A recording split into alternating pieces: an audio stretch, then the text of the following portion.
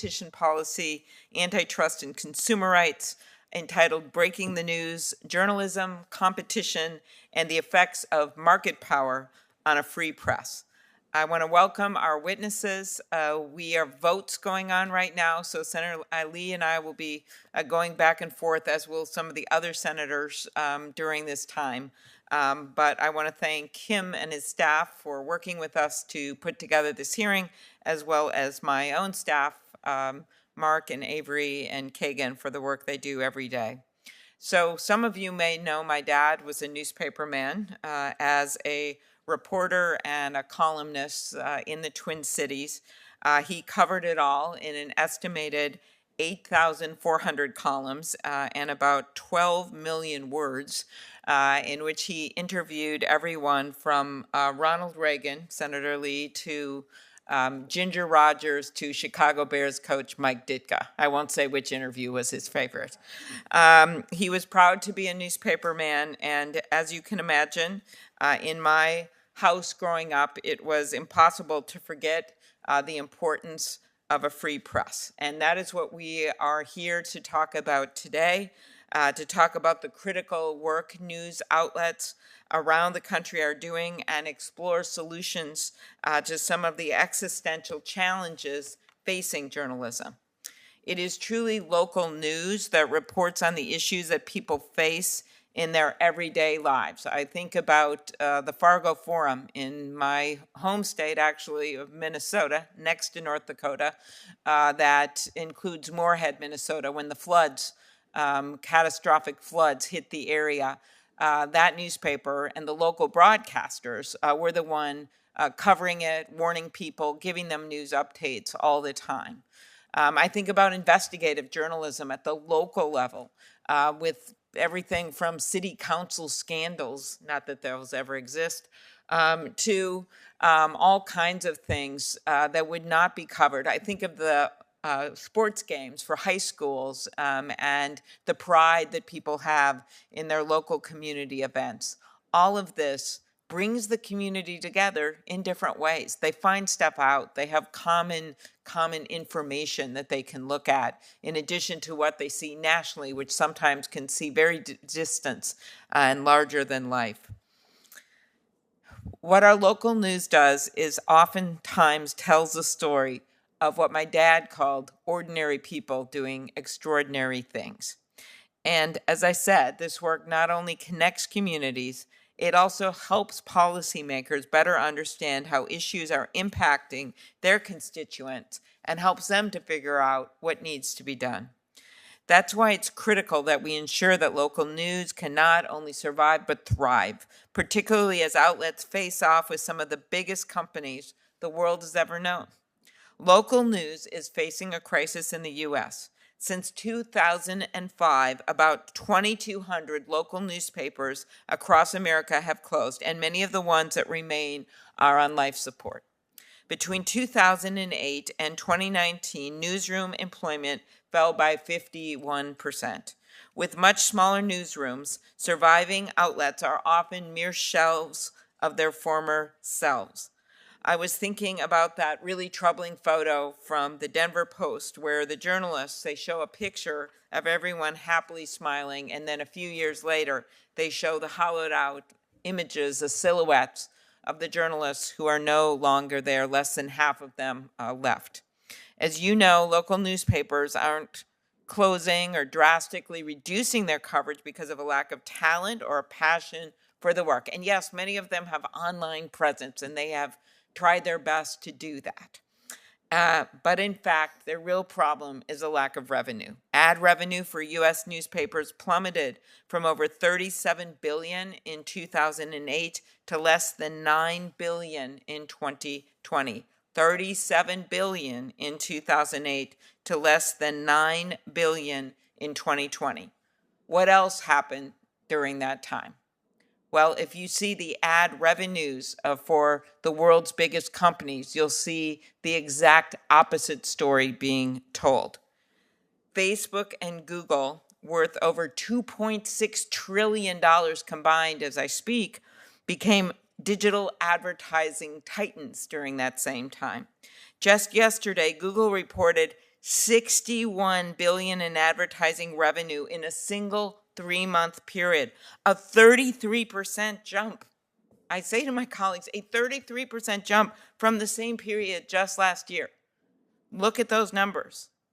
$61 billion in just 3 months for one company, $61 billion, and you have U.S. newspaper revenue from 2008 to 2020 going from $37 billion to $9 billion. As one of my colleagues said during the presidential race, do the math. It's not that hard to figure it out. Do the math. These big tech companies are not friends to journalism. They are raking in ad dollars while taking news content, feeding it to their users, and refusing to offer fair compensation. And they're making money on consumers' backs by using the content produced by news outlets to suck up as much data about each reader as they can. So it's kind of a double whammy, right? They're the big guys. They're bringing in the content. They're not compensating for it as they should. And at the same time, they are getting the revenue off the consumers that read the content that then don't go to the ones that are producing the content. So then that data really exacerbates what is already a huge divide in where that revenue goes. And how much do these companies care about retaining this power over the news and reader data? They care a lot. Enough to even hold entire countries, industrialized nations, hostage, as we saw happen last year in Australia. When Google was told by the government that they would have to pay for the news content that they wanted to use, this is the Australian government, the company essentially said, we're out of here, and threatened to pull Google search out of an entire country. That's what monopolies do. That's what you do when you can do it because you have over 90% of the search market. Google didn't follow through on its threat, in part because there was so much international pressure to stop them from doing it. But Facebook actually switched off all news on its platform to protest the law, only reversing course after a few days under immense outside pressure. And what does big tech's dominance over the news mean for Americans? As I've already noted, less revenue for local news, fewer journalists to do in-depth, high-quality reporting, more exposure to misinformation, and fewer reliable sources. While the rise of these platforms has sometimes meant a larger audience for some news outlets, that hasn't translated to increased ad revenue. For years, I've heard concerns about things like the platforms do not provide adequate branding for news outlets' original content on the platforms, that they hoard for themselves all of the data on the users that access the news content produced by news providers through their platform, that they publish large snippets of newspapers' content to attract users to the platform without any compensation at all to that news outlet. And repeated complaints to Google and Facebook from newspapers and broadcasters are simply ignored because that's what a monopolist does. They can ignore things. They can use their market dominance to elbow others out and retain their control. That's why we need to step in to level the playing field, as so many other countries are doing. We're here today to talk about how we'll give these news outlets a fighting chance. I teamed up with my colleague, Senator Kennedy, to lead the Bipartisan Journalism Competition and Preservation Act. Our bill gives local news outlets the ability to collectively negotiate for fair compensation with companies like Google and Facebook so they can continue to invest in the kind of quality reporting that keeps us all informed. And we're working with our bipartisan partners in the House of Representatives on improvements to the bill. We're ready to take all ideas and address all challenges raised by our colleagues because we believe there's a way to do this fairly to make sure that all news outlets are included to better help correct the imbalance in bargaining power between newspapers and big tech. We're looking at this, a clear framework for good faith negotiations between news organizations and big tech, mechanisms to help make those negotiations go smoothly, protections to prevent discrimination against news outlets based on the political views that they express, and provisions to better ensure that the interests of small independent news outlets are paramount in any joint negotiation. I also introduced the Future of Local News Act to help local outlets chart the path forward as they recover from the pandemic. And I'm working with my colleagues to pass the Local Journalism Sustainability Act to help Americans pay for newspaper subscriptions. So all this said, if we were living in a perfect world where we didn't have monopoly search engines and monopoly platforms with, in some cases, over 90% of the market, and we were able to pass some of the bills that I have, my colleagues have on a bipartisan basis, Senator Grassley, to even that playing field, maybe we wouldn't be where we are. But we are here because we have a crisis going on when we've lost over 2,000 news outlets. And that is why we have come upon this targeted approach to protect the First Amendment, to protect the news organizations that we believe are so critical to making sure that the First Amendment stays strong. We need to recognize that what separates the news from the vast majority of our other industries is its crucial role in our democratic system of government. That's why our founders enshrined freedom of the press in the First Amendment. So when the exercise of monopoly power results in a market failure in our news industry, it's critically important for our democracy that we act. Local journalism is also important to local communities and their economies. The closures of local newspapers can lead to higher municipal borrowing costs and increased government inefficiency. This means less money for schools, hospitals, and roads. Thomas Jefferson said that our first objective should be to leave open, quote, all avenues to truth, end quote, and that the best way of doing that is through, quote, the freedom of the press, end quote. That rings especially true today. As elected leaders, we certainly may not always like what we read or hear in the news. I think all of us can relate to this. But I think we can all agree that ensuring the future of a vibrant and independent free press is essential to the fabric of our democracy and the American way of life. Thank you. I now turn it over to my colleague, Senator Lee, for his opening statement. Thanks so much, Chairwoman Klobuchar.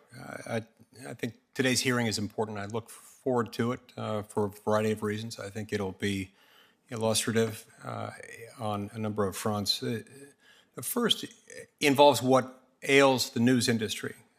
Now, news publishers do, in fact, have a legitimate beef with the Google, Facebook ad duopoly. That's a problem. And Google and Facebook's unrivaled market power in digital advertising imposes a sort of de facto tax on every business that places or makes money from ads, which is a large swath of the 21st century economy. And I'm grateful to you, Madam Chair, along with Senators Grassley and Blumenthal, for working with me in my office to help tackle that two-headed hydra, which does need to be tackled. And we have a lot of agreement on that issue. I also think that it's important to ask the question whether that's really news publishers' only problem. I don't think it is. In fact, I think it's far from that. Now, our witnesses today may not exemplify it. I'll assume for purposes of our discussion today that they don't.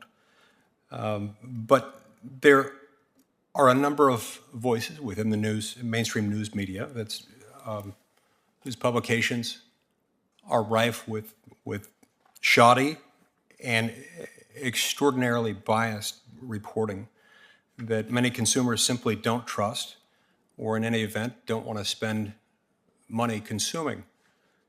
There are too many examples to cite all of them, but I think it's important to point out at least a few of them.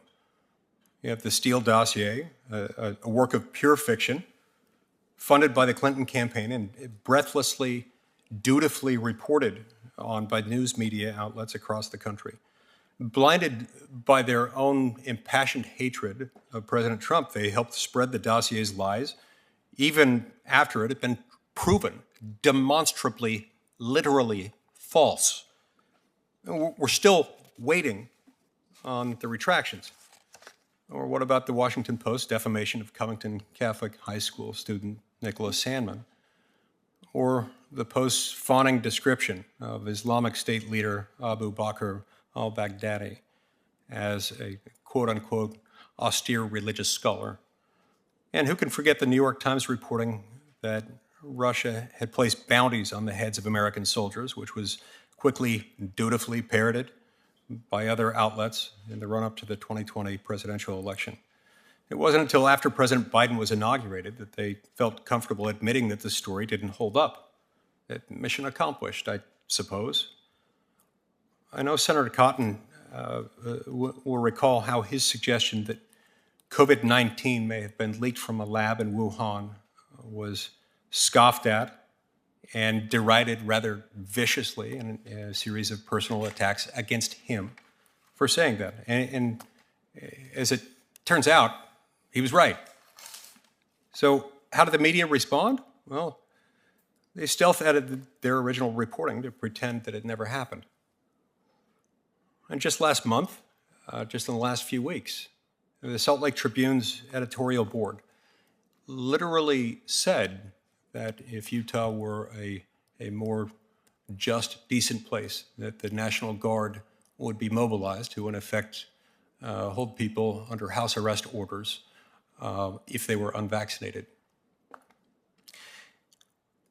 So the fiery but mostly peaceful protests of the summer of 2020, the denials that critical race theory is being taught in the schools, these things add to and constitute part of this list, along with quote-unquote temporary inflation, and the list goes on and on. But look, today's news media is often a source of misinformation. And it's one of the leading causes, when it does this, of social discord and political upheaval, especially when it doesn't even acknowledge its mistakes, and especially when its mistakes appear so frequently, so consistently, so constantly to lean one direction and not the other. The self-proclaimed Fourth Estate loves to preach to the masses about democracy dying in darkness while they themselves turn out the lights. On top of the fact that the mainstream media is selling something that in many cases people don't want, there are also the series of poor business decisions that have been made within that industry. During the years in which they made comfortable profits, almost nothing, in some of the companies at least, was reinvested into the business to innovate and to grow in response to changing technologies.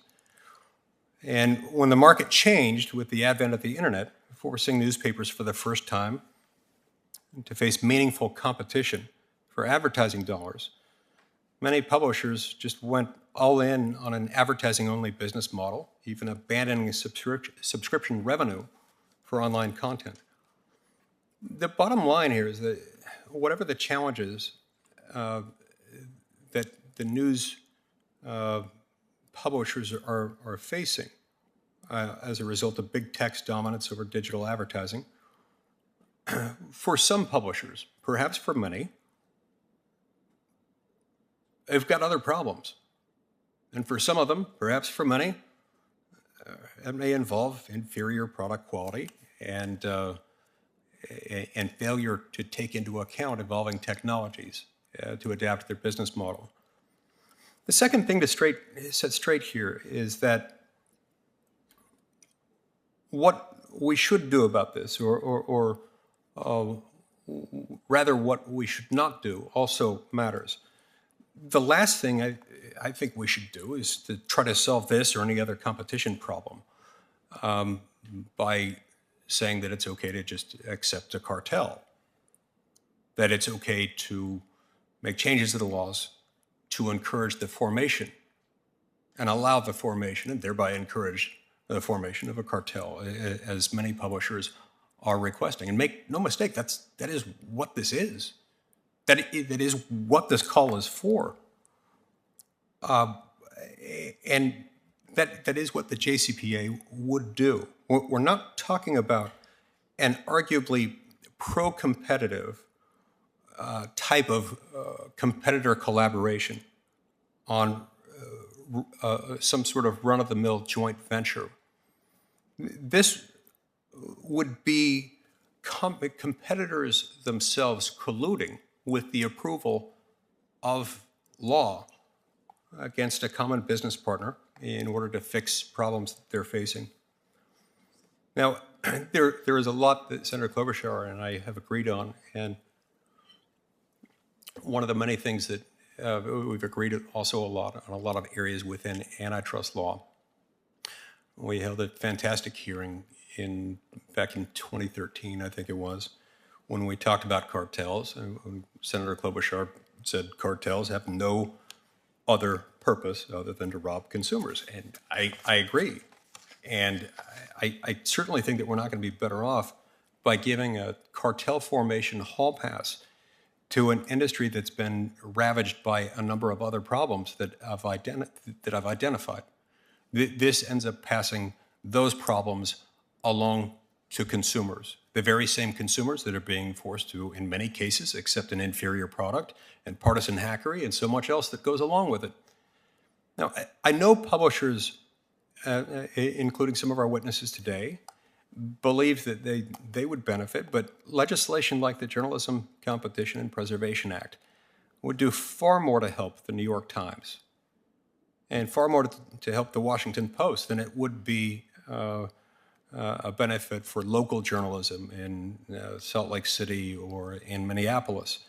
The only way to fix this is by encouraging competition and allowing it and promoting it, not eliminating it, and certainly not giving people a hall pass to engage in contact that would challenge, threaten, and undermine it. And finally, as I understand, the authors of the JCPA are rewriting that bill in an effort to mirror some reforms in Australia and the music licensing system in the United States. But I want to register my frustration that the majority hasn't shared draft text with it. We haven't seen that draft text. It's nearly impossible for senators and witnesses to prepare for a hearing where a draft of the legislative solution is still floating. It's floating apparently around K Street, but not publicly available for senators and for the American people, for that matter, to review. So with all that said, I look forward to this hearing and hearing from our witnesses and their contributions.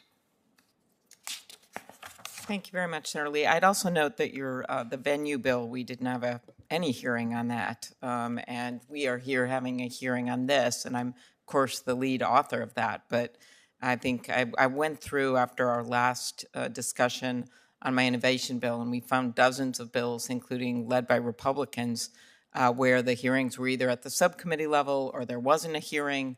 And we were able to have a markup and a discussion of the bill based on hearings such as the one we're having today. So I just think after we're done with this hearing, we should look at that history because we would be putting on hold the venue bill and many others if that was our new standard that would be suddenly adopted this week.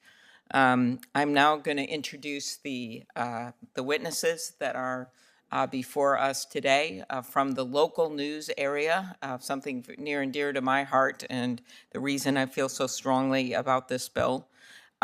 Jennifer Bertetto, thank you for being here. Did I say that correctly? Thank you. Is the president and CEO of Trim Total Media, located outside of Pittsburgh.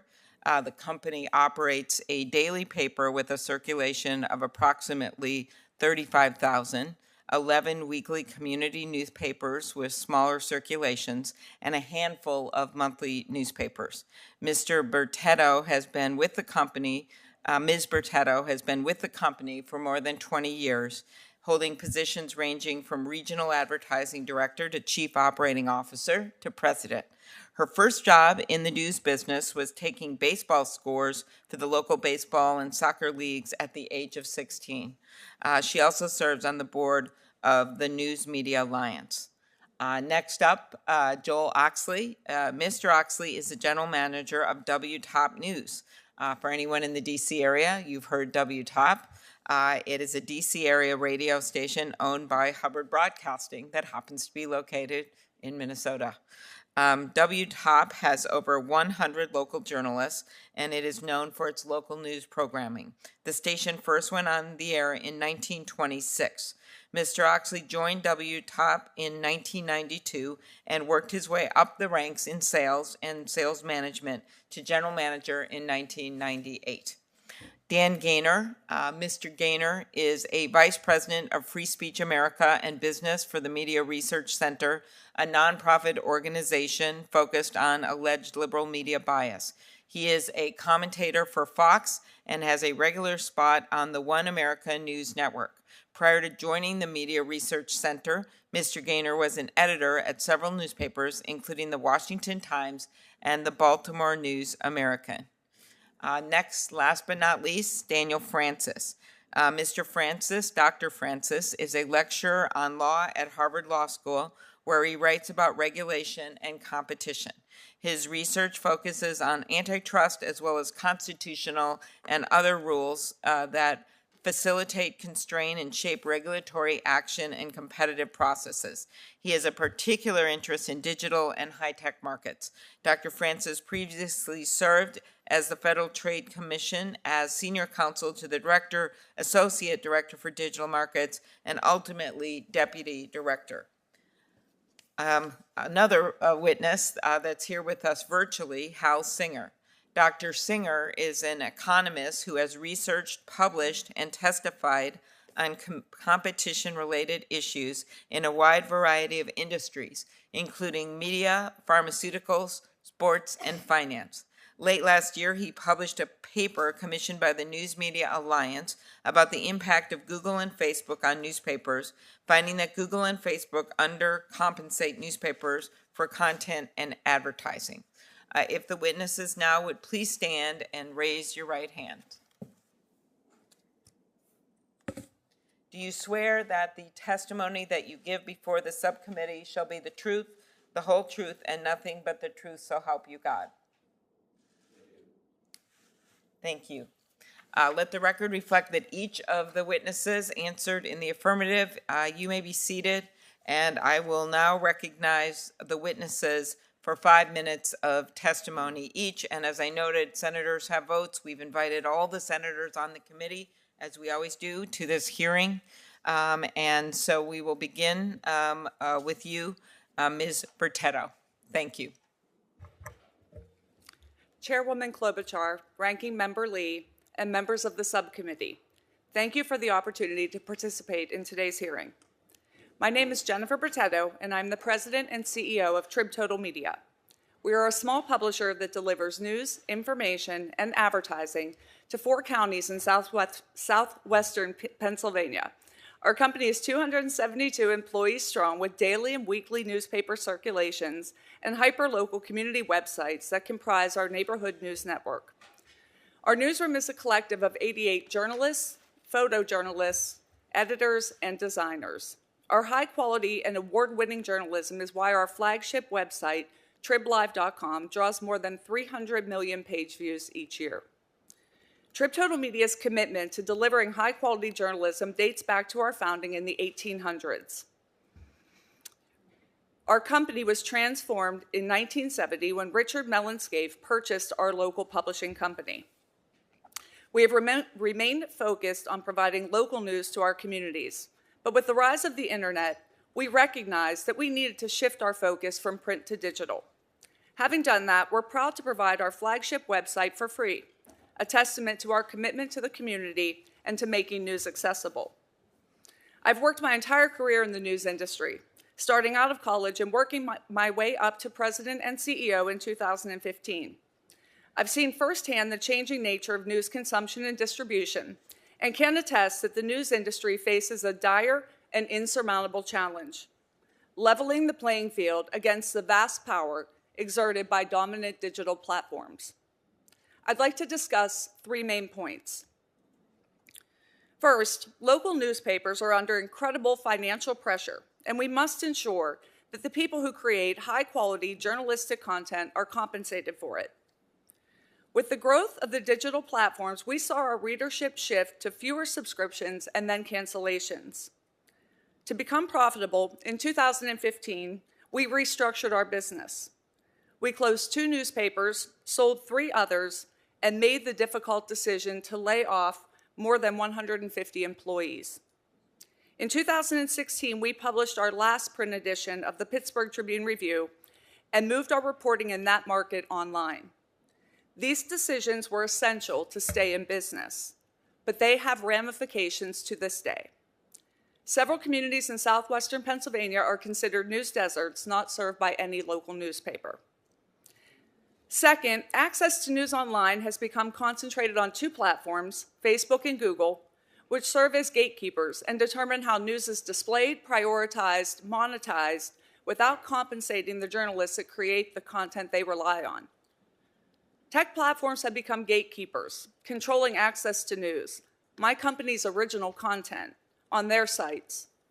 Sadly, most Americans get their news from these platforms who are raking in record profits by simply curating content, a word that has subtly devalued the painstaking work of real reporting by journalists.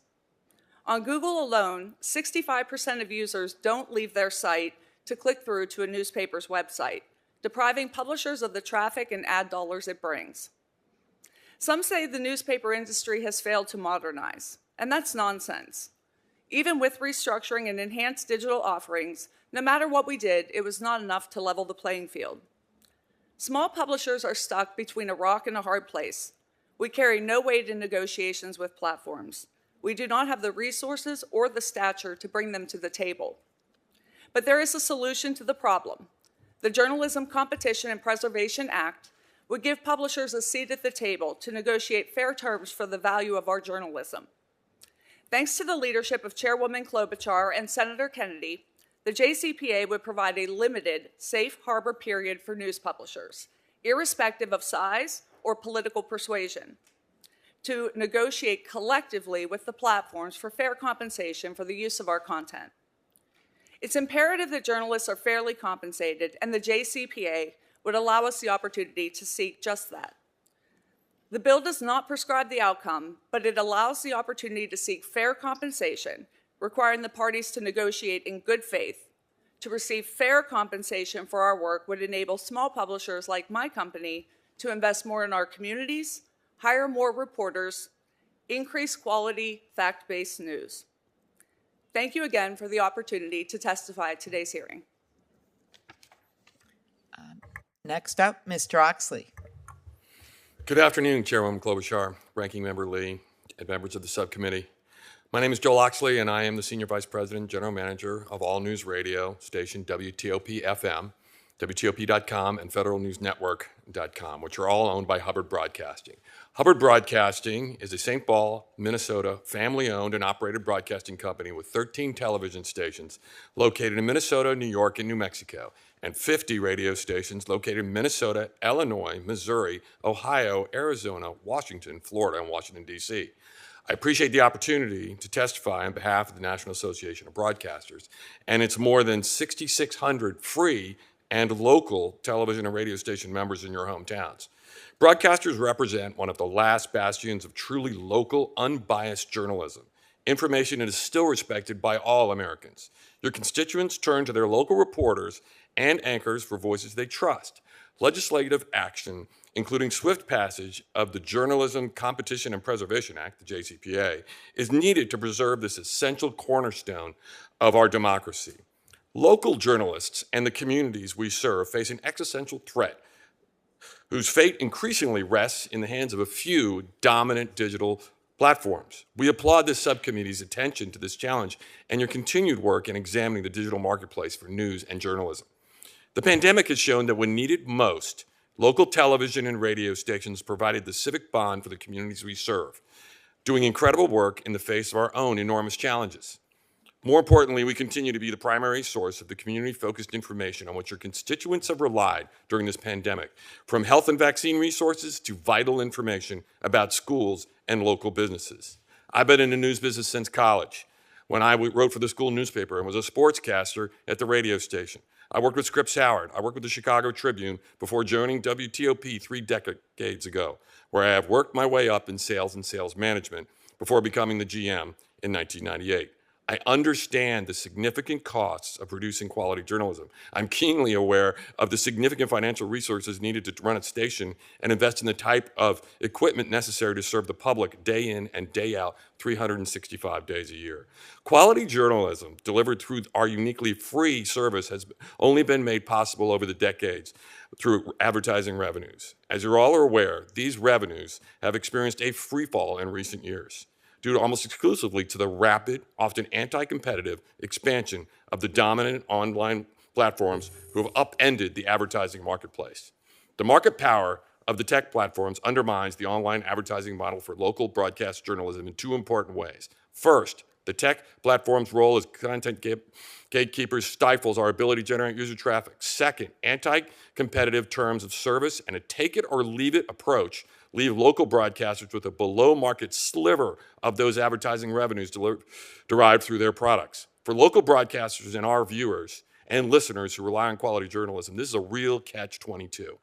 To attract online user traffic, we must be accessible through the major platforms, yet the terms of access dictated by the online platforms devalue our product.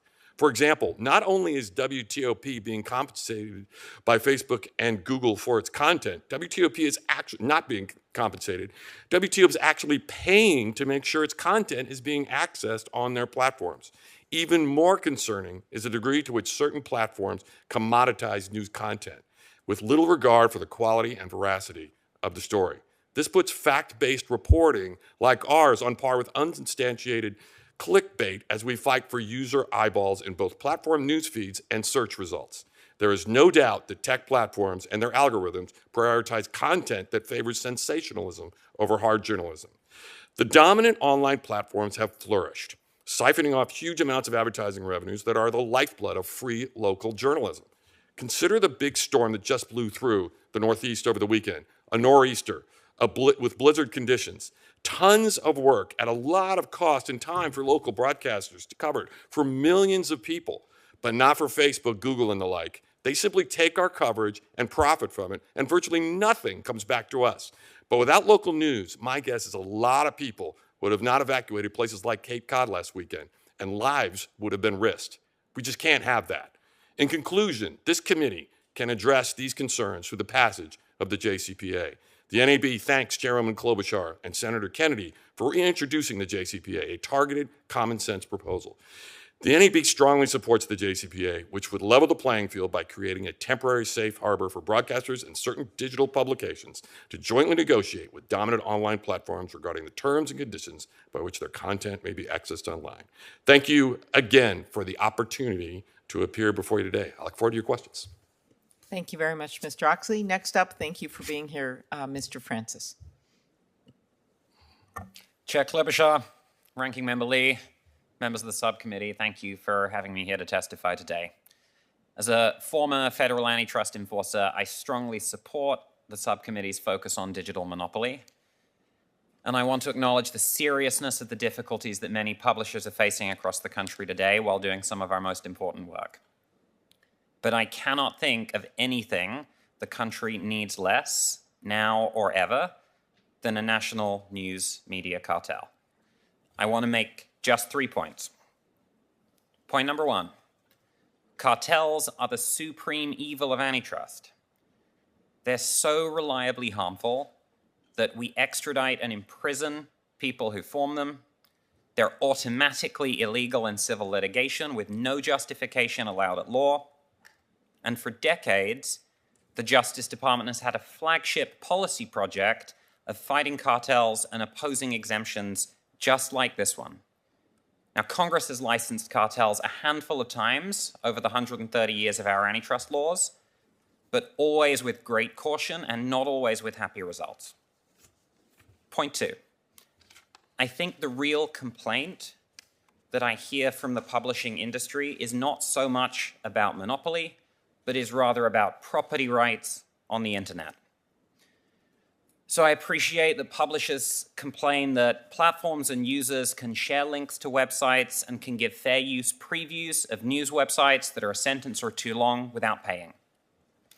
And they argue that that's evidence of monopsony power because platforms are profiting and they're not paying, or not paying nearly so much, for those rights.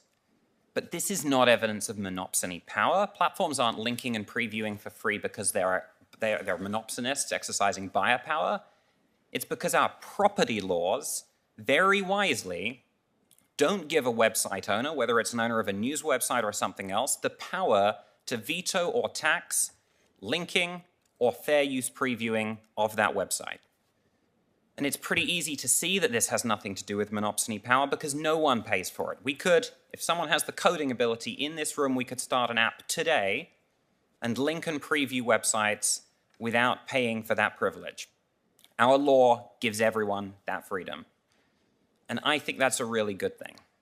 Links are the lifeblood of the internet. Imagine how hard it would be to write even a traditional article or book if you couldn't cite a source or quote a sentence or two without paying for that privilege. And now imagine the consequences of that rule for our internet today. So despite the framing, my strong sense is that this is not really about monopoly or monopsony at all. It's a request to dramatically expand profit rights on the internet. And then to allow that property right to be sold by a new national news cartel with major media conglomerates at the helm. I think whatever antitrust reform we need today, and I think we need some, this is not that. Point 3, I think we're going to hear today about countervailing power. I think that's a red herring. It's true that in economic theory, if you have a single dominant buyer, there is an argument that total welfare can be improved if you let the suppliers form a cartel, at least in the perfect world of theory. But I don't think that's applicable here for 2 reasons. Number 1, I don't see evidence of monopsony power here at all, despite the size of the platforms. Again, platforms aren't linking and previewing for free because of buyer power. They're linking and previewing for free because that right, that freedom is theirs under our property law today. So this wouldn't be a cartel that would correct buyer power. It would create new seller power. That's a monopoly surcharge on all the news in the United States, cascading down the supply chain, driving up prices that are already too high. And second, the harm would far outweigh any good. Despite the size of the platforms, it actually doesn't look a lot like they hold monopoly power in markets for news today. But a national news cartel sure would be a monopolist. I think this subcommittee would be really concerned if even 2 of the major publishers were to propose a merger. The idea that we might put all of them together under one roof to agree on rates and terms and business models strikes me as a consumer's nightmare. Every week, the antitrust agencies hear pretty creative, but sometimes fragile, blackboard economic theories about why we should tolerate harmful conduct. I don't think the agencies would accept this argument, and I don't think Congress should either. I think the best thing we can do for competition in news is significantly increase our funding for the antitrust enforcers. I think that's the most urgent need we face. Thanks for inviting me today, and I look forward to your questions. Thank you. Next up, Dr. Singer, who is here in person. So thank you. Thank you to the subcommittee. Thank you to the subcommittee for inviting me to speak today on this most serious issue. I want to begin on a slightly lighter note, however, by giving a shout out to my mom, who turned 90 last month, is watching this hearing the old-fashioned way on C-SPAN, and has not forgiven me to this day for becoming an economist rather than a lawyer. The economic concepts here are complex and require a lot of ink, but I will try to boil them down to just a few by answering 3 questions. 1, what is the competition problem this bill seeks to solve? 2, what are the social harms that flow from the competition problem? And 3, how would a targeted bill address the competition problem? Now, regarding the competition problem, 2 platforms, Google and Facebook, have monopolized the digital advertising industry. Google and Facebook capture approximately 61% of all digital advertising dollars because of their ability to collect consumer data across the web. 70% of referral traffic to newspapers originate from just these 2 sites.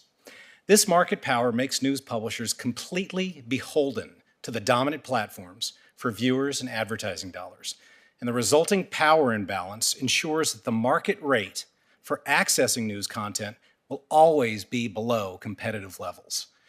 Google and Facebook achieved their dominance in the mid-aughts with the acquisition of countless competitors, complementors like Instagram and YouTube, as well as critical input suppliers in ad tech like DoubleClick and AdMob. Also in the mid-aughts, and not by coincidence, newspapers began losing advertising, mainly to the platforms. According to Pew Research, newsroom advertising declined from $37.8 billion in 2008 to $8.8 billion in 2020. And over the same time period, newsroom employees declined from 71,070 to 30,820. If these trends are left unchecked, we might not have local newspapers in the near future. Now, the reason why Google scrapes, indexes, and posts news publisher content for free is because it can. It's like a school bully eating a smaller child's lunch. So long as market forces are allowed to dictate the payments for accessing news publisher content, the access price will remain at zero, and news publishers will be deprived of the billions of dollars a year of value created for the platforms. Now, turning to my second question, in addition to the private harms, the underpayment to news publishers results in underemployment of journalists and other news employees, as well as a host of other social ills associated with local news deserts, including less competent local governments, greater spread of partisanship and misinformation, removal of economic stimulus to local economies, and a reduction in the diversity of viewpoints. And turning to my third and final question, a targeted intervention, similar to the negotiation framework adopted in Australia, would solve the competition problem and mitigate the associated social harms by doing three things. First, it could permit a coalition of news publishers to form a joint negotiating entity to alleviate the power imbalance. No news publisher would ever unilaterally shut down access to Google and Facebook. To do so would be suicidal. Second, the bill could compel the platforms to negotiate in good faith for the access rights. Third, if the good faith negotiation does not produce an agreement, the coalition of news publishers, but not broadcasters, could invoke arbitration rights. At that point, a panel of arbitrators would decide, using baseball-style arbitration, whose estimate of the value added to the platform by all the members of the coalition was closest to fair market value for accessing the content in the absence of the power imbalance. Now, granting a narrow exemption to antitrust laws to address underpayments to vulnerable input providers finds precedent in both the labor exemption and the farm cooperative exemption to the antitrust law. And other countries, such as Australia, which have employed a similar intervention to what I call for here, have seen immediate rewards to publishers for their interventions. Now, relative to Australia's model, what I'm calling for would be more favorable to small publishers, as it would not permit any large individual newspaper to avail itself of the good faith negotiation or arbitration rights. Only news publishers that remain in the coalition would be entitled to those rights. Thank you, and I look forward to answering your questions. Thank you very, very much. And now our remaining witness who's appearing remotely is Dan Gaynor, Vice President, Free Speech America and Business for the Media Research Center. Thank you for being with us, Mr. Gaynor. Thank you. Chairperson Klobuchar, Ranking Member Lee, and members of the committee, thank you for the opportunity today to speak about one of my favorite topics, local journalism. I've worked as an editor on 3 different local daily newspapers, as well as an editor at 2 weeklies and editor and associate publisher at a third. The best, and honestly, the most fun jobs I've ever had were in local news. If I could snap my fingers and fix local news, I would. I would hazard a guess that every single member of this committee would do the same. But the Journalism Competition and Preservation Act of 2021 does not fix that problem.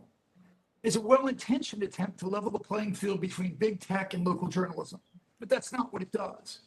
It seems premised on a misinterpretation of history, that somehow local journalism was killed by a few big tech companies. It was not. How do I know? I was there. I was there working in local journalism as news outlets brought in 20, 25, or 30% profits year after year and didn't reinvest those epic gains.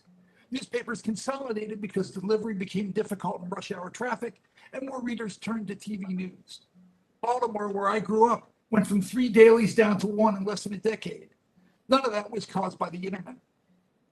I was director of new media for a weekly chain as the internet began to catch on. I watched as news organizations downplayed the threat and posted their content online for free. Sclerotic news outlets were unable or unwilling to respond to the opportunities online, and so they were dissected by the competition. The Great Recession took a particular toll on local businesses, and that meant advertisers stopped advertising.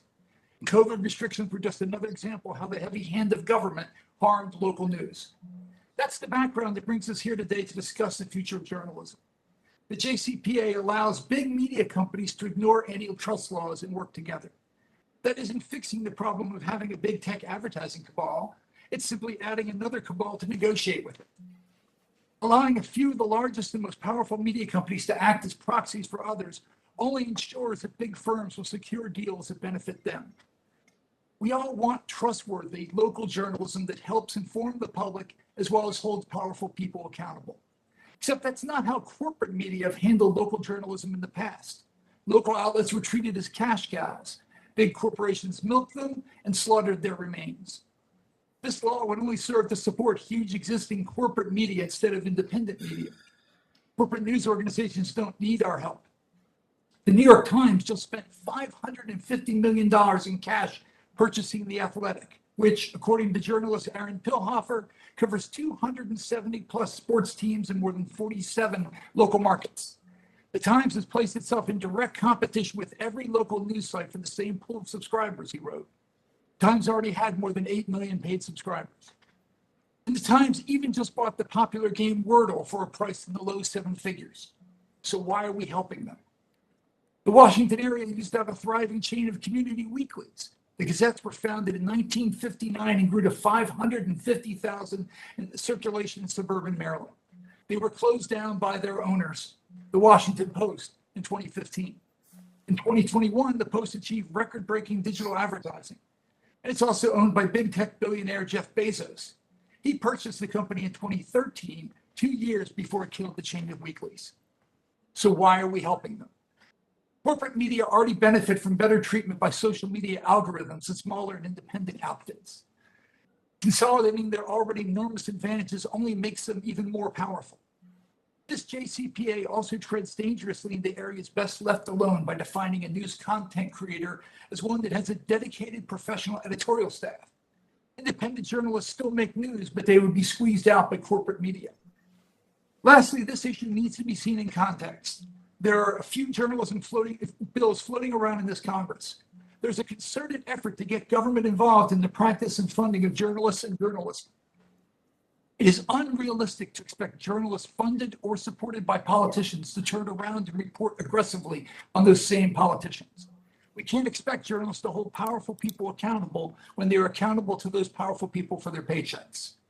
And all this happens at a time when Americans' trust in media is near an epic low. According to Gallup, Americans' trust in media to report the news fully, accurately, and fairly has fallen to just 36%. For Republicans, that number stands at 11%. Why then are we bailing out corporate media when ordinary Americans would rather find news sources of information? Thank you, and I look forward to your questions.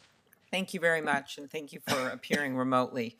And I'll get started here. I'll start with you, Ms. Bertetto. Google is a search giant. About 90% of searches, as we know, they have 90% market done on Google.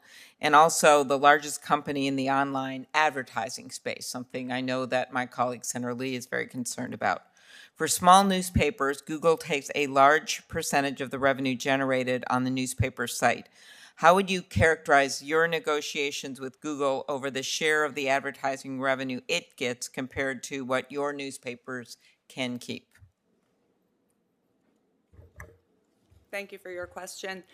I guess the best way to answer that would be there have never been negotiations between my company and Google about the manner in which we get paid or how much we get paid. In fact, I've often had my company penalized whenever I have had other advertising services available on Trib Live to help fund our free website. We get punished in the algorithm. So if someone goes to search for Trib Live, because we are using other companies that are not Google, our search results are pushed down. when we have reached out directly to Google for help to improve our search rankings, we have been sent to resellers of Google products who charge us anywhere between $12,000 and $15,000 a month, which is a lot for our company, to help us solve our problem. And the problem is always solved by removing other advertising mechanisms that exist on our site. So when I have attempted to find other ways to monetize our content independent of Google, I have hit wall after wall with Google. And in fact, the resellers have been as brash as to say to me, look, I would take off these other platforms that you're using on your site. And when I explain that I actually get a higher dollar per click using those resellers, they told me, well, Google doesn't like that, and Google owns everything. Okay. Pretty direct. Okay. Mr. Oxley, in your written testimony, you wrote that big tech companies like Google have adopted anti-competitive terms of service and a take-it-or-leave-it approach, which leaves local broadcasters with a below-market sliver of the ad revenue derived through their products. Can you tell the committee what's your experience been negotiating with big tech companies like Google? There is no negotiation. There's no conversation. There's no emails. There's no back and forth whatsoever. They don't really even give you that opportunity in any way, shape, or form. And believe me, we've tried every way possible with both of them. The bottom line is that they don't get back to you. And even worse, they make changes whenever they feel like it. We oftentimes, over a weekend or overnight or in the middle of the afternoon, will all of a sudden have changes in terms of service just come down to us out of the blue, and we just have to deal with it. There's not any kind of negotiation. There's not any kind of conversation. Okay. Again, direct. Dr. Singer. News aggregators such as Apple News, Google News, Facebook News take content from various news publishers and give it to consumers. And it makes it very difficult for newspaper publishers and other news sites to establish direct relations with their own readers, which cuts into their ability to retain subscribers and improve their own advertising operations. Can you talk about the challenges faced by smaller media outlets, which often find themselves in an uneven bargaining position with news aggregators? Sure. There is the challenge, of course, is more acute for the smaller publishers than the larger, because as a matter of bargaining position, they have even less bargaining power, countervailing power. But I would say that the asymmetry or the power imbalance extends across the entire industry, not just smalls, but the mediums and the large as well. And the fundamental problem is that they cannot summon the will, the publishers cannot summon the will to do what's necessary to extract a fair market payment for access, which is to shut down the access to Google or Facebook from their site. No one would rationally do that on a unilateral basis. The reason why is because they're extremely dependent and beholden on Google and Facebook for traffic. Like I said, 70% of the referrals come from just those two sites. So what the bill would seek to do to attack this power asymmetry, this bargaining asymmetry, is to first allow the newspapers and news publishers and broadcasters to bargain collectively vis-a-vis the dominant platform. So I think that, to answer your question, yes, that they are facing dire straits, and this. All right, I just want to ask one last question, and that is this: you've heard from, I think it was Mr. Francis and my colleague over here with the use of the word news cartel about what this bill does. And of course, there's been Representative Buck, conservative over in the House, Senator Kennedy, not exactly liberal, Senator Bozeman has just been added to the bill, and there's a lot of interest in this bill. And I think it's really important as we look at the changes we're making to make clear that there isn't going to be any kind of bias here. But that also, could you address this argument they've made that this creates some kind of news cartel? I'm only knowing the supporters of this bill in terms of the news organizations that run the gamut from liberal to very conservative. I find this impossible to see it that way, but could you comment about why this is not a news cartel? Right. The concept of creating a cartel here is laughable and uneconomic, and let me just try to explain why. The newspapers and the news publishers generally would not be getting coordination rights in their dealings with consumers, would not. If they got together and tried to set prices for end users, they would go to jail. The coordination rights that are being delivered here are narrowly tailored to pertain to only the news publishers' dealings with the dominant platforms. They wouldn't have coordination rights with respect to workers. They wouldn't have coordination rights with respect to buyers or customers. So the notion of a cartel being created is fanciful. I want to just make one other point too. I heard Mr. Francis say that it's going to result in higher prices. As the cartel is going to exercise presumably its selling power vis-a-vis consumers. Well, that's false, but just think about what would happen if the news publishers got their way and got the bill passed, and there was an arbitration hearing, and there was an award that was given in the billions of dollars to the news publishers. What would happen? You would have a large lump sum payment coming in on the revenue side, and there is no theory in economics or no theory in pricing, which I happen to teach at Georgetown, that would suggest that a big, large increase of a lump sum revenue would ever cause a firm to raise its prices to end users. It just doesn't make any sense as an economic matter. If someone in my class suggested as such, they would fail. All right. Don't worry, Mr. Francis, when Senator Lee or another senator returns, I myself will give you a chance to respond, so just hold your beer. Okay, so we have next up Senator Durbin. We're thankful he is here as the chair of the Judiciary Committee. We're honored to have him here since he's not officially a member of this subcommittee, but he is our chairman. And we also thank Senator Grassley, the ranking member, for his constant interest in this issue and help. Senator Durbin. Thank you, Madam Chair. I have to leave very shortly, and I appreciate your putting me in the queue. I recently read about the brown-headed cowbird is a brood parasite, meaning it lays its eggs in the nests of other species. A female cowbird quietly searches for female birds of other species that are actively laying eggs. Once she's found a suitable host, the cowbird will sneak into the resident bird's nest when it's away, usually damage or remove one or more egg and replace it with one of her own. The foster parents then unknowingly raise the young cowbirds, usually at the expense of their own offspring. It sounds like an analogy to something we're talking about here. It appears news sources are creating information which is being used by others that they don't pay any money to create, but advertising revenue comes their way when they steal that content and put it on their own tech boards and such. So I'm wondering here, is there a way to deal with this? Let me quote one of the friends of mine, Dennis Lyle. You may know Dennis, president of the Illinois Broadcasters Association. He said to me, the economic harm these tech giants are inflicting on local broadcast journalists around the country is brought out in this testimony, where advertising revenues for radio broadcasters have experienced a free fall in recent years due to almost exclusively the rapid expansion of dominant online platforms who've devoured advertising market share in the digital marketplace and devised anti-competitive practices to protect it. So we're discussing the passage of JCPA to level the playing field. I'd like to ask Mr. Oxley, can you discuss how this proposal and negotiation framework would help boost small Illinois broadcasters like those Dennis Lyle represents? Well, absolutely, and I appreciate the question.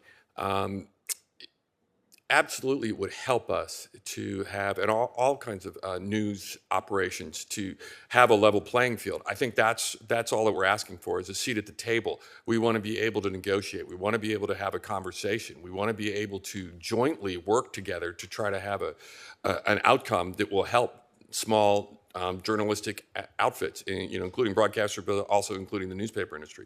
But in terms of broadcasting, we desperately need this because we're fading away. We're having fewer and fewer people involved in the news business, and we've seen such a dramatic and steep decline in people involved in news that broadcasting now has seen tremendous amounts of people leave the industry.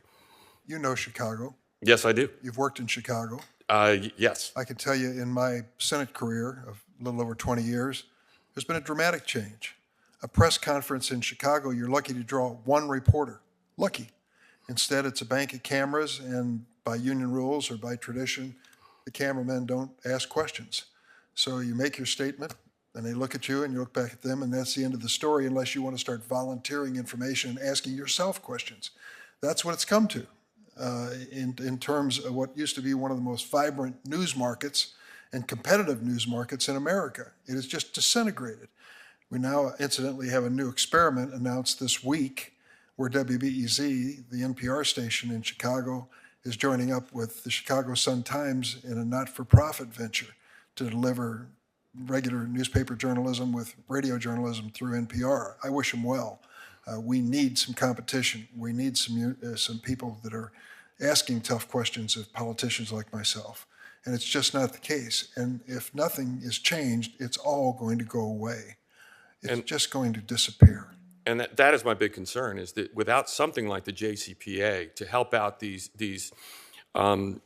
journalists, we're not going to be able to cover council meetings. We're not going to be able to cover press conferences. We're not going to be able to cover local weather emergencies or traffic, or all of these things just are going to go away. So what are you going to rely on then? Your local listserv? And the way it's been set up over the years is that to make it a go at it from the digital business, as I know Jennifer could go into great detail about, it's very, very difficult. The profits just aren't there. You're lucky if you break even. So something has to change if we want local journalism to survive. And the JCPA, I believe, can get that started by let us have a seat at the table so that we can at least even the playing field. If we don't do something, the cowbirds won't find even any nest to raid. They will not. Thank you. Thank you very much. Mr. Francis, first I'd like to let you respond to a point Mr. Singer made a moment ago. I was up in the hall, so I didn't hear all of it, but I think he described, I think the word was as laughable, the point I was making earlier that this bill would authorize cartel behavior. Do you want to respond to that? Thank you. Yeah, for sure. So I understood Dr. Singer to suggest two things, both of which were pretty surprising to me, and I think anybody sort of in the antitrust enforcement space. So thing number one is the idea that a cartel is only a cartel if it deals with your dealings directly with consumers or workers. That is really not right, and that would be news to the Department of Justice. I think some of the flagship cartel enforcement actions have dealt with cartel agreements to harmonize on prices for sale to intermediate suppliers. I think of the wire harness cartel, the auto parts cartel, the LCD cartel. People went to prison for quite a long time for these things, even though they didn't involve dealings with consumers or workers. It's a routine piece of cartel enforcement. So his conclusion is based on a distinction that you're saying is not one that's recognized by the antitrust enforcers at the Department of Justice. Certainly the Department of Justice in cartel enforcement absolutely does not distinguish between cartels for sales direct to consumers and cartels for sales to an intermediate seller, like a platform. They are equally illegal. In addition, that wouldn't be a defense then. That would absolutely not be a defense. Second, I understood Dr. Singer to suggest that the cartel overcharge here wouldn't increase prices. It is absolutely true for sure that a one-off lump sum payment would not have any effect on downstream prices. So if what we're talking about here is just cutting a check, a one-time check to Google and Facebook, and then it's back to business as usual forever, that would not, from Google and Facebook, that alone is unlikely to impact downstream costs. But I understand that what we're talking about is an agreement that would lead to a rolling payment from Google and Facebook on an ongoing basis for news-related activity on search engines or social media. And I think it's a pretty elementary piece of textbook microeconomics that if you take a monopolist and you increase their costs, then the profit-maximizing price of the monopolist will increase. And I understand that, not a single one-off lump sum payment, to be what's contemplated here. Thank you. That's helpful. And just to be clear, getting back to the earlier point about the cartel, it's not like that is just an offshoot ramification of this. That is the point of the bill. Isn't that the primary point of the bill, is to make lawful that which is currently unlawful? That's exactly how I would understand it. Getting competitors together to agree on the prices and terms with which they'll deal with a trading partner, that's a classic cartel. Thank you. Now, Mr. Gaynor, isn't the problem for news publishers simply that their value as an advertising venue has been diluted by the advent of the internet and targeted digital advertising? Well, it's been diluted even before the internet. The Congress passed the Newspaper Preservation Act in 1970, trying to stop newspapers from going out of business back then. We ended up with, I think, more than 24 joint operating agreements back then. People live their lives online in much of the country right now, and 2 years of COVID restrictions have further encouraged that. When people aren't going to advertise, if they aren't going to stores, they aren't going to restaurants, those restaurants and stores stop buying ads, and that affects everybody, the businesses that we're talking about here. So I've got a chart up behind me. I don't know whether you can see it, but digital advertising revenues have increased several fold, while the areas where newspapers now face more competition, classified ads and retail ads, have declined precipitously. So how much of this is a big tech problem versus how much of it might be a matter of business choices and how they interact with emerging technologies?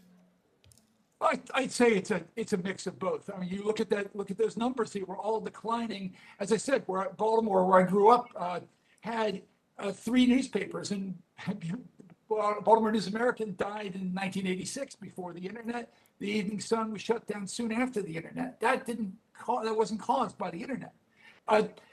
So the problem also was news publishers, the biggest ones, didn't reinvest for the future. And, now we've seen that the ones that are really doing well are what are called verticals, that are very specialized. New York Times, a political vertical, Washington Post, the same, sports, other things like that. Local news isn't doing as well because it's just not doing well across the board.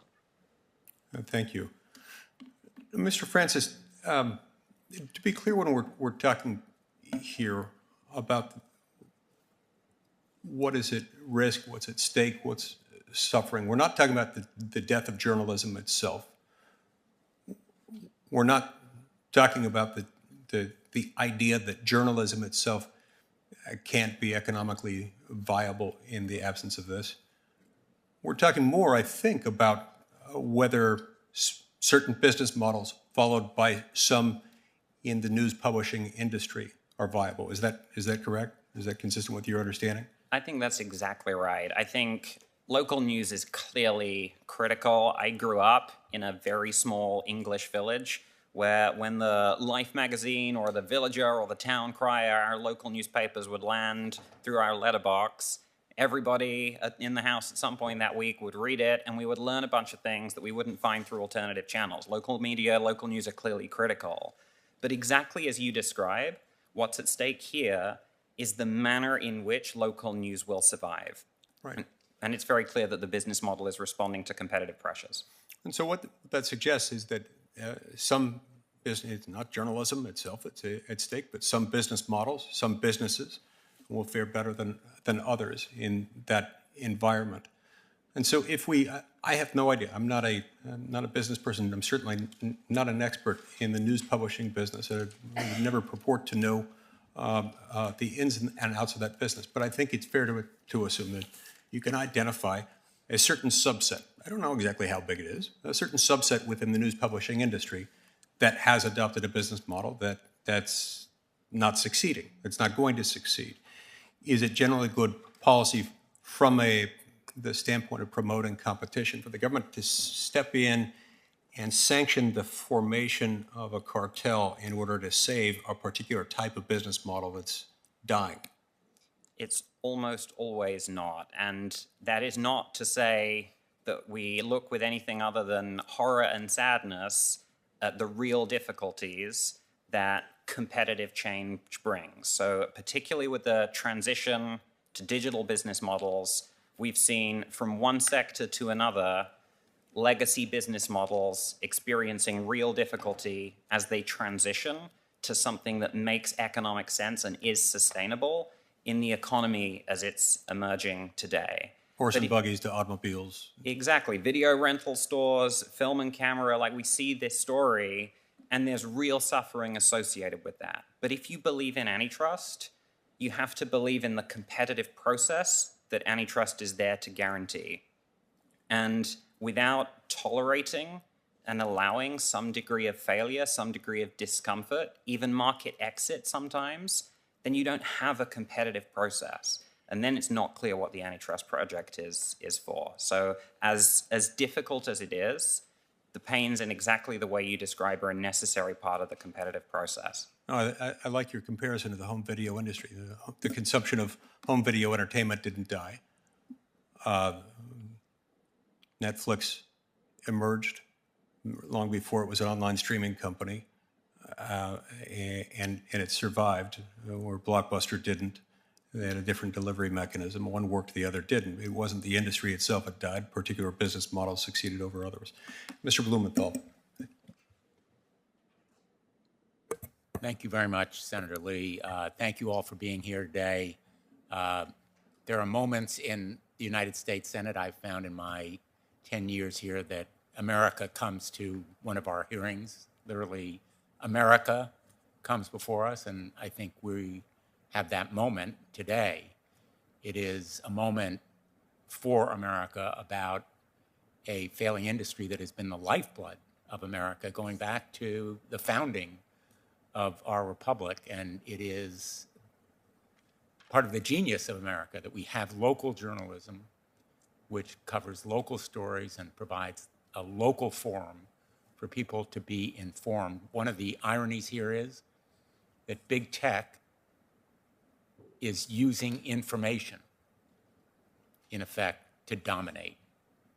And it's information that is collected in all kinds of ways that local journalism simply doesn't have the power to do, and then it is used, in effect, to suffocate other sources of information, namely local journalism, newspapers, and now increasingly broadcast. To all the sophisticated economic arguments that might be made against this act, I think Ms. Bertetto, in her recounting what was told to her, I think, by someone who was asked, Google doesn't like it, and Google owns everything. That's the nature of the power here. And so I would like to say that the market will self-correct, that we can use existing antitrust law, but it ain't working. It isn't working for the Hartford Courant, which was weakened and then taken over, and its fate is uncertain. It was taken over by a vulture hedge fund, Alden Capital, which has been seemingly selling off its assets, taking advantage of its real estate, of other assets, in no way caring about, seemingly, its journalistic staff or even quality. And they've cut staff, in fact, at twice the rate of their competitors. On the bright side, the Connecticut Mirror in Connecticut has enabled vibrant democratic debate and discussion, but it is a nonprofit. It depends on donations. It has discussed in recent times the importance of local elections, and local reporters hold public officials, including myself, accountable to the people that we serve. So, Mr. Singer, let me ask you and any of the other panelists that want to comment. I'm a supporter of this measure, but I wonder, are we too late? Can we still rescue American journalism? I don't think we're too late, Senator. What this enforcement mechanism would do would provide for a payment to a collective or a coalition of newspapers or news publishers that would attempt to approximate the fair market value of what they are contributing to the platforms in terms of users and clicks and the like. And so if we can put money back into the pockets of the news publishers, I think we can breathe life back into the industry, and that money would eventually redound to the benefit of journalists and all the other workers and input providers that go into the production of news. Ms. Bertetto and Mr. Oxley, same question to you. Yeah, I certainly want to respond to that because I think that what's at risk here really is local news. That's what's really at risk. The huge news operations, yes, they will be just fine. But when you talk about local news is in a lot of trouble, whether it's broadcast or print. And I have experienced it even in the Washington, D.C. area. There is not a viable economic model that I have ever seen for local news to be all digital. It just doesn't work. The money's not there. And so that's very distressing. And over time, I think, are we too late? No, I don't think we're too late, but we're getting close. We might even be in the 11th hour because it's getting there. This is getting very dire. And I look at it, we're also a platform too. Hey, we're aggregators and we're good with that. And we understand that. And we're a platform that pays for news content. I don't think the Associated Press would like it very much if all of a sudden we didn't pay for their content. And in many respects, I think that's what's happening here is, the Facebooks and the Googles get all the advantage of it, but don't have to pay for any of the content. And to me, that's just not fair. And it's the downfall, the true downfall of putting out local news. You're just not going to be able to find a revenue model. Ms. Bertetto? I can't sit here and pretend that as an industry we have done everything correctly. There are certainly things that over time we have made missteps. But I feel like the JCPA is one aspect of what needs to happen for our business models to be corrected in the future, but it is one piece. And there is responsibility on each of us as publishers to work on other solutions that make our business successful. So our company, for example, we have gone to great lengths to diversify our revenue streams. And I think it's creative solutions like that that will be necessary from all of us. JCPA won't fix all of our problems, but it will fix one of them. Thank you. My time has expired. This topic is urgent in my view because I agree that we are in the 11th hour, maybe even toward the end of the 11th hour, because once these institutions are gone, they are gone. There is no reconstructing them, at least with the quality of excellence that we've seen over so many years in exposing corruption and enabling information about school boards and holding accountable public officials, so importantly at the local level, because it is irreplaceable and indispensable. Thank you. Thank you very much, Senator Blumenthal. I believe Senator Blackburn, who was here diligently early, is now on remotely, and then we go to Senator Padilla, and I think he should be fine for voting. I guess that's my promise. Okay, Senator Blackburn. Thank you, Madam Chairman, and thank you all. What an interesting panel, and I really appreciate the testimony that you got to us and that you came to give today. Mr. Gaynor, I think I want to start with you because your organization has really put up a lot of attention on bias in the mainstream media and how big news and big tech team up and filter the news and really take control of what you hear and what you see when it comes to news. So when I go to Tennessee, I hear a lot about this from Tennesseans, and they don't like it. They feel that their views are not being represented and that they're very concerned about if they can or cannot trust mainstream media.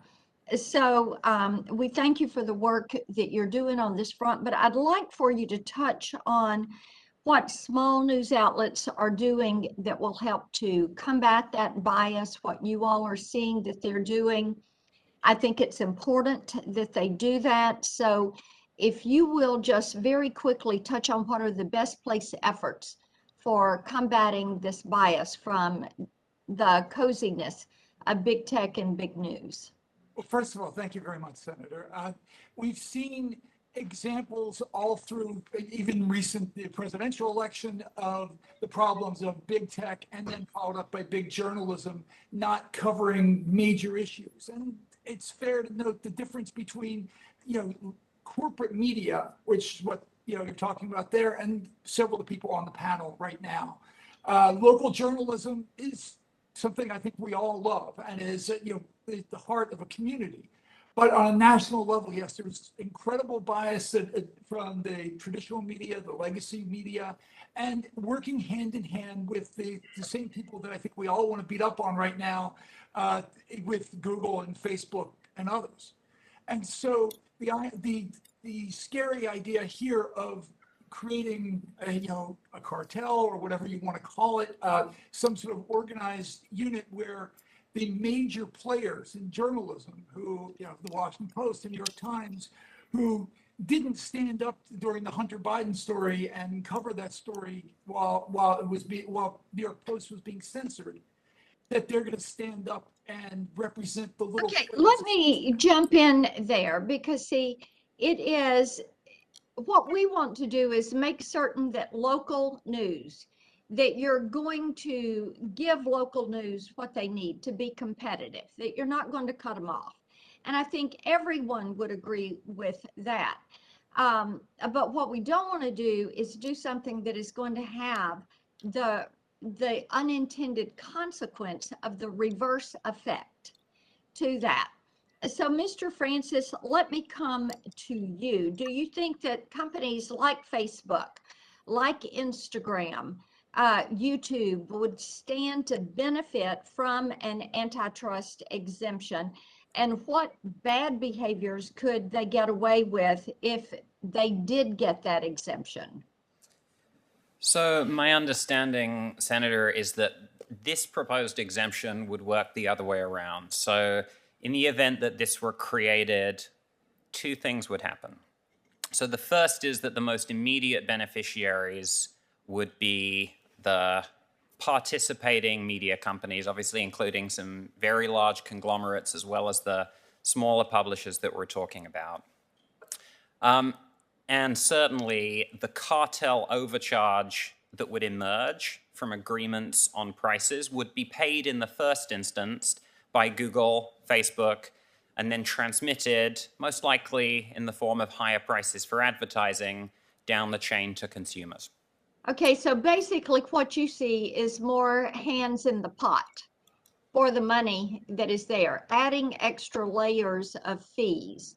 So in the end, you're going to have the originator of the content gets no more, but you're going to have the conglomerates reaping more profit off of that content. Am I following what you're saying there? That's exactly correct. There would be a new monopoly charge at the top.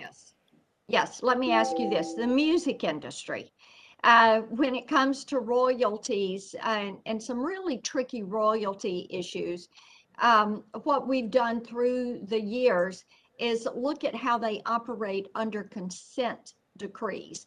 And a few years ago, we had to work diligently creating the Music Modernization Act. It's something that was very important to a lot of my Tennessee constituents. So do you see something like the music consent decrees being needed if Congress grants an antitrust exemption?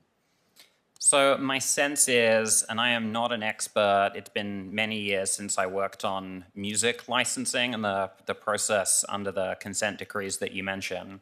But I'll say a couple things. So thing number one, I think that has been an extremely complicated, difficult, and controversial process for a very long time in a way that I think would exemplify some of the difficulties if we were to embark on a similar price setting mechanism here, for example, with a compulsory arbitration mechanism.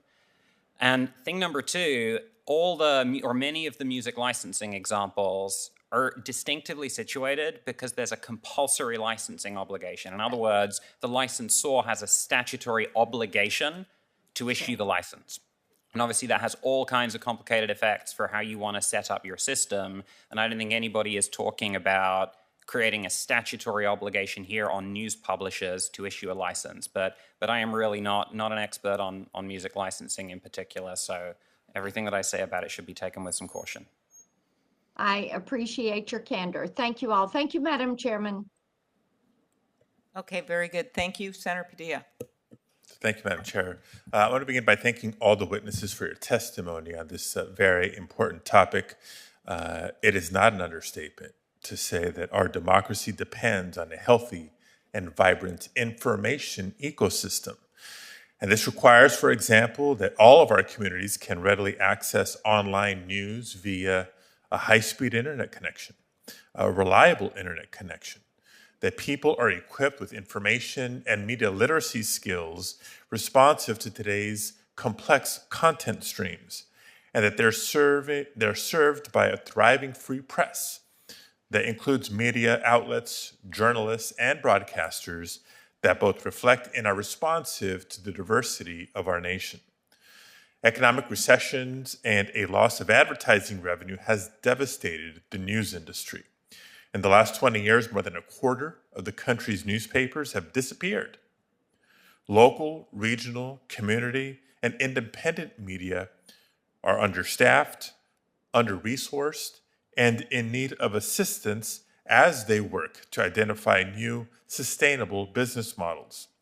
It's critical that Congress explore how we can assist the news industry as it tries to find its footing during this transition period. Ms. Bertetto, I know from personal experience that local news is so vital to keeping communities in California informed, particularly during elections, for example, or during and after natural disasters. You touched on it during your opening statement, but can you discuss what's at stake if local and community-facing news outlets disappear, particularly when it comes to our democracy or public safety? Of course. So our readers, again, being a small publisher in southwestern Pennsylvania, rely on us for the information they are literally not going to get anywhere else. So that is covering school board meetings, that is covering city government, that is letting them know when the bridge is out in their community, that is letting them know when the Senior Citizen Center is going to be open during the cold winter months as heating stations. We often provide that very content as well to the television broadcasters. So often they're relying on us to inform them so they can spread the message through their channels. Obviously, as newspaper staffs continue to dwindle, what will become very problematic is there will be no one. The Washington Post and the New York Times will probably be fine no matter what is decided.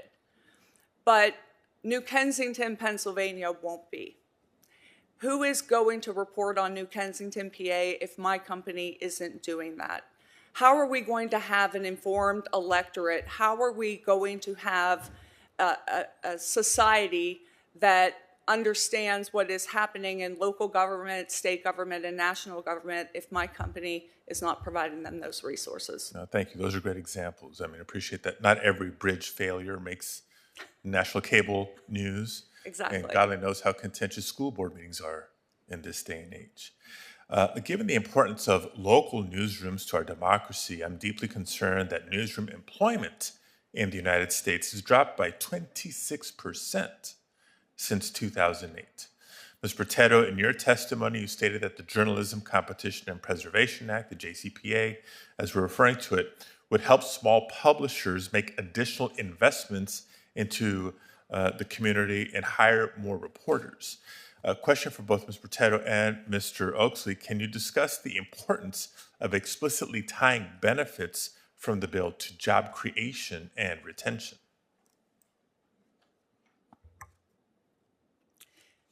Presently, in our company, about $7 million is paid out in salaries to journalists on staff. To give you some sense of what we earn presently from Google, it is $144,000 a year. So I really feel I'm starting at zero, and any additional monies that could come in could certainly help to keep reporters on so we can stop this decline, because it's astronomical, the number of reporting positions I'm seeing leave our market. I also think that with when you're looking at $144,000 and say I can get 600,000, just for example, I could cover more communities. I could add beats. I'm presently making decisions every single day about which communities we can afford to have a reporter in on a full-time basis, and where we have to decide to have a part-time reporter or no reporter at all. Any additional economic relief to help me avoid those decisions would certainly be welcome. Mr. Oxley? And the same goes for us. Our sizes aren't all that different. Our newsroom costs about $12 million to run every year.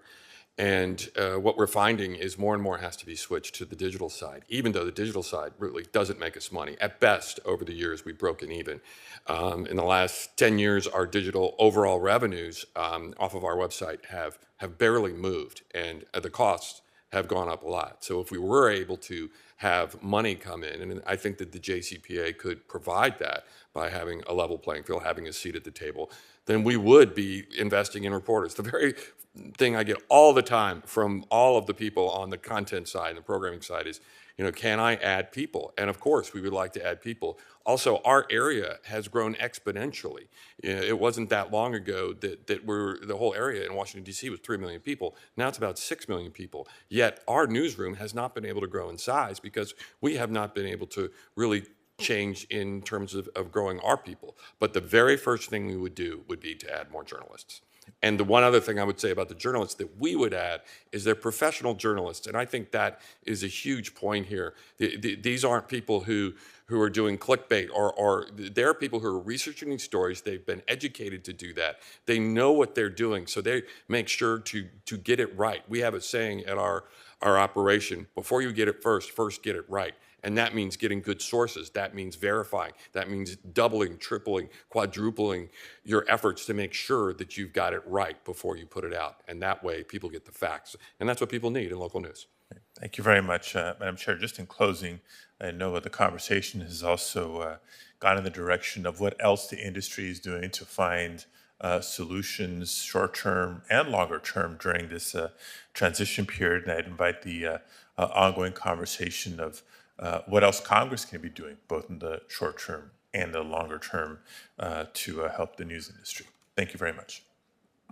Okay, so thank you very much, Senator Padilla. I think it's down to just Senator Lee and myself here, and I'm going to have to leave at about 5 to 5. And so I'm going to let him maybe do 5 minutes or so. I'll have 2 more questions, and we could go from there. Thank you. Mr. Gaynor, let's go back to you, if that's all right. How do you believe consumer trust or distrust of news publishers might impact their success? I ask because the Edelman Trust Barometer, as displayed in the chart behind me, shows a growing mistrust of the media across the globe. Edelman reported this year that 46% of people around the world view government and media as divisive forces in society, and 74% of Americans worry about fake news. How do you think political bias, or including anti-conservative censorship, might have contributed to that mistrust? I think it helps contribute to it a lot, both on the the big tech side and on the media side. And again, that's when you're talking about large media outlets, corporate media, it's not a slam on local news. But when ordinary Americans think about media, they're generally not thinking about their local news outlet, their weekly newspaper, their radio station. They're thinking about larger media. They're thinking about the media they see on TV.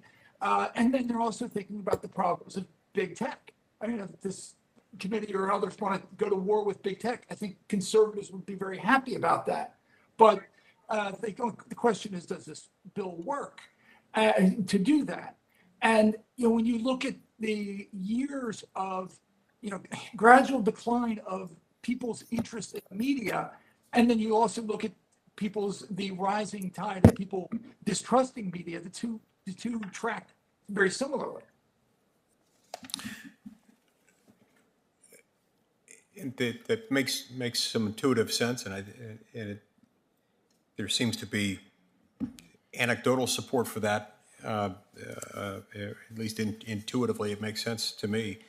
Now, the Congressional Research Service has noted that 70% of daily newspapers are owned by private equity firms, hedge funds, or other investment groups. Nothing wrong with those business models, but those are the data that I've got. Now, do you think these owners are necessarily going to be more concerned about investing in journalists and quality journalism than they are about getting a return on investment? And regardless, would the JCPA make a difference in that regard? Is the JCPA going to change the incentives in place for the owners of these businesses one way or another? Well, it certainly doesn't seem like it. I mean, you look at just the Washington Post, for example. The Post its identity is as a national newspaper. When it owned a chain of weeklies that were very popular in suburbia, it shut them down. When Tribune owned the Baltimore Sun, they had a chain of weeklies that they gutted to the point where they're largely non-existent now. That's been an ongoing problem. Not necessarily the local ownership. Local ownership, which I think is reflected on this panel, local ownership tends to care about the local community. And, but when it's national ownership, and you were saying 70%, then they're not necessarily loyal to their readers or their viewers. Mr. Oxley, well, I'm never going to support legislation that I believe attempts to improve competition by forming a cartel, as this one does. If the purpose of something like the JCPA is to protect small and independent local publishers, then why not at least limit the bill's scope? Why not limit its application to small and independent local publishers? Well, I don't know the ins and outs of that as well as an awful lot of people in this room, and I haven't been able to look at the ins and outs of the bill and how it works. Are you saying that you would support it if it were so limited? Well, I would certainly support anything that would help local news. I feel at this point that we're in a really, really tough spot with local news. And that's, to me, what we're really talking about here. We're not talking about the national news players. Local news players are still some of the most trusted in America. Study after study shows that your local news people are trusted, and that there's actually a very favorable view of them. The national is a different story, but locally, and we need something to help out, truly help out the local news providers. So but if that's the case, if we are going to make it, as most of this discussion today has been, if we are going to make it about the local folks, then why not limit it to them? Dr. Francis, I assume you'd agree with the suggestion that if you buy into the notion that creating a cartel or a type of cartel permission slip is acceptable for one universe, you could reduce the harm inflicted by that universe where cartels are authorized by reducing the scope. And in this case, since most of the discussion has focused around small, independent, local publishers, couldn't that have that effect? I think that's exactly right, Senator. So as you've heard, I have pretty strong feelings about cartels, but I don't object in principle anything like so much to the idea of supporting local, struggling news publishers. So at a minimum, restricting the scope of what you're describing, restricting in the way you describe the scope of the exemption so that it's truly targeted at small, struggling publishers. That means we can avoid conferring the ability to, add a cartel overcharge to large, very profitable media companies. That would really help. I am pretty uncomfortable at this moment in our sort of political life about taking a big bite out of antitrust when we should be reinforcing it. So I would love to be talking about other ways to support local news, but any support mechanism should be targeted to those who really need it, not to the most prominent publishers. And is there a risk that by focusing on this particular issue, it might draw attention away from other things that also need to be addressed, including the problem we've got with Google and Facebook? I think digital monopoly and monopoly in general is a problem that at the minute vastly overmatches the ability of our antitrust agencies. I would love to see more funding and more resources. I think that's the most urgent need we have as a competition policy community in this country. Even more urgent than antitrust reform is money and personnel for the agencies. And that's where I would love the focus of the conversation to be. That's what I think is top of the wish list. Thank you. Thank you very much, Senator Lee, and thank you for, I'm sure you have other questions for the record, so thank you.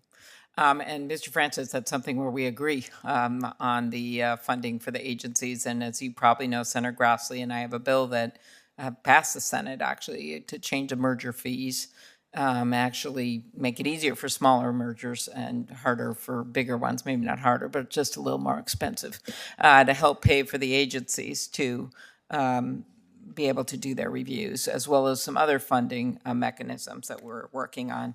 A few things, I'm just going to ask a few questions here at the end and be brief here. Dr. Singer, I have to go now work on the Electoral Count Act.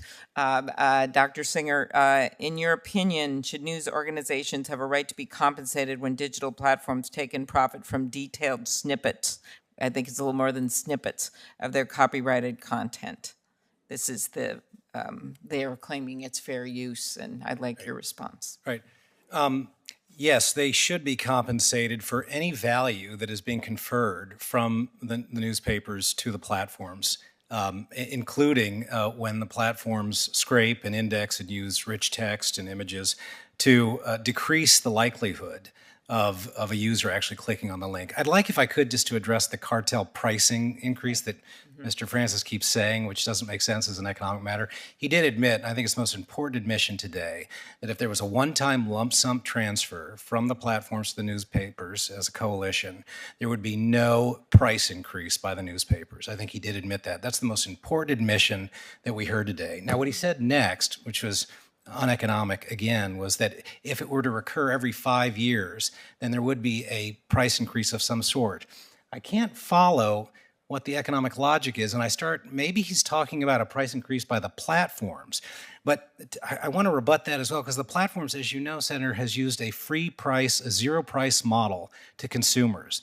The notion that the platforms having to write a check of, say, $5 billion every year for the payment of access is going to induce them to suddenly abandon their free model and start charging consumers access for search or charging consumers access to the Facebook social platform is uneconomic. I can't say it any nicer than that. But there will be no cartel price effect from this lump sum transfer. You can take my word for it. Okay, thank you, Dr. Singer. Just some quick questions about some of the concerns that we've heard, and of course, I mentioned we're making revisions with the House to the bill.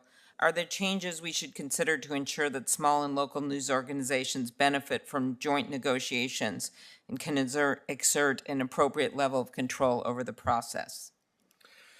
Yes, I understand there are certain provisions in the bill that would protect small publishers that we're asking. And the most important that comes to mind is the non-discrimination provision. So a small newspaper that wanted to apply to become a member of the coalition could not be discriminated against based on its size or on its viewpoint. That's very important. That is, they could get access to the bargaining coalition. The second thing, I understand there are voting rights, one member, one vote. So it's very important that smaller newspapers who are members of the coalition must be protected, and their interests must be protected that way. Should we also consider changes to prevent discrimination? This has been raised by some of my colleagues in the joint negotiation process against news outlets carrying content that expresses different or even unpopular views, whether they are from the left or the right. And I note that we have support for this bill. Some of my colleagues have noted from news organizations that they consider left, and then we have support from letter in support of the bill, Washington Examiner, Washington Times, Daily Caller. Not exactly a bastion of liberal organizations. So could you respond to that, if there's some provision we could put in to ensure that there is no bias? The provision, again, is the non-discrimination provision. So any coalition of newspapers that forms would not be able to exclude a member based on their viewpoints, plain and simple. Okay. And if joint negotiations with the dominant platform stall, should Congress consider providing for binding arbitration to resolve the impasse? Yes, binding arbitration is critical here because it is possible for Google or Facebook to check all the boxes and abide by the good faith protections during the good faith negotiation period. So it's very important that they look down the road and see that if they do that, they are going to be faced with binding arbitration, again, at which point a panel of, say, 3 arbitrators would make a determination as to whose estimate of the fair market value was fairest of them all, most closely approximated the value being conferred by the news publishers onto the platform. Okay, that's one proposal. Thank you, as we finish up this bill. So I also would like to enter a set of more than 36 letters from newspapers, news organizations into the record. Those letters focus on the state of competition in journalism and the need for solutions like the Journalism Competition and Preservation Act, which is bipartisan both in the Senate and the House. We also have a letter from Lee Enterprises, no relation, discussing the challenges the industry faces from those who would exploit it for short-term profit opportunities, as well as a few others. I'll put those in the record. I want to thank you all for being here. Local news is of foundational importance to our democracy. I want to thank our witnesses today for their testimony. So many senators from different parties, different views, as you can see, came together today. That's part of the exercise of free speech and part of being a senator. And Senator Lee and I truly enjoy doing these hearings and really appreciate it. I want to get something done here. That is my goal. And we want to make it work for this country. So the record will remain open for 1 week until February 9th. Thank you. You want to add anything, Senator Lee? Are we good? Okay. Well, thank you very much to all of you. I'm going to run to this other thing.